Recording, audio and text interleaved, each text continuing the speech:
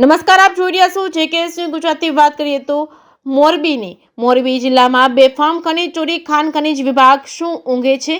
હળવદ પોલીસે રેતી ભરેલા 4 ડમ્પર ઝડપી પાડ્યા, પણ તેની ફરજનો એક ભાગ છે. સમગ્ર વાત કરીએ તો ગુજરાત રાજ્યમાં બેફામ ખનીજ ચોરી થઈ રહી છે, જ્યારે ગુજરાતના નામદાર હાઈકોર્ટમાં એક ખનીજ ચોરી અંગે ચાલી રહેલા એક કેસમાં સરકારે રજૂ કરેલા સોગંદનામું પછી નામદાર હાઈકોર્ટે ચુકાદો આપ્યો છે, જેમાં ખાણ ખનીજ વિભાગ અને પોલીસ વિભાગ તેમજ મહેસૂલ વિભાગ સહિતના તંત્રનું રાજ્ય તેમજ જિલ્લા તાલુકા સુધી જવાબદારી જણાવીએ છીએ. ત્યારે મોરબી જિલ્લામાં રેતી ચોરી માટે બ્રાહ્મણી નદીનું મોટું હબ ગણાય છે, અને ત્યાં જો પ્રામાણિક ફરજ બજાવવામાં આવે તો દરરોજ 15 થી 20 ડમ્પર રેતી ભરેલા વહીવટી તંત્રના હાથમાં આવી શકે છે, પણ તંત્ર દ્વારા કરવામાં પૂરતી કામગીરી કરવામાં આવતી નથી તેવી લોકોમાં ચર્ચા સાંભળવા મળી છે. તેવા સમયે હળવદ પોલીસે રેતી ભરેલા 4 ડમ્પર ઝડપી પાડ્યા હતા. આ બાબતે વાત કરીએ તો હળવદ હાઈવે પર આવેલા દેવળિયા ચોકડી પાસે ગઈ રાત્રિના હળવદના પીઆઈ સહિતના પોલીસ જવાનો પેટ્રોલિંગમાં હતા. તે દરમિયાન હળવદ તરફથી મોરબી તરફ જઈ રહેલા 4 રેતી ભરેલા ડમ્પરોને અટકાવી પૂછપરછ કરતા ડમ્પર ગેરકાયદેસર રીતે રેતી ભરી હોવાનું સામે આવતા જ ઝડપી પાડ્યા હતા અને હળવદ પોલીસ મથકે લઈ આવવામાં આવ્યા હતા. ખાણ ખનીજ વિભાગને જાણ કરી તપાસ હાથ ધરી હતી. જેકેએસ ન્યૂઝ ગુજરાતી સાથે શ્રીકાંત પટેલ, મોરબી.